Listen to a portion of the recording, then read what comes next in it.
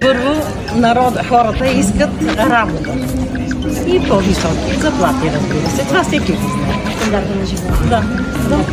Да, защото загледат цените се, така и така нататък. Да? Ама разбира се, че е важно. Кмета е важен. Номер едно в града и от него зависи управлението на града. От него проистича промяната, да.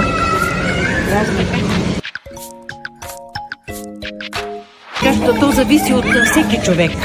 Ако искаш да разбереш, нали, това, ще се информираш, да. А иначе агитация има. Ето тук, където е този, това тук, така, Методи Байкушев. Да, Методи Байкушев.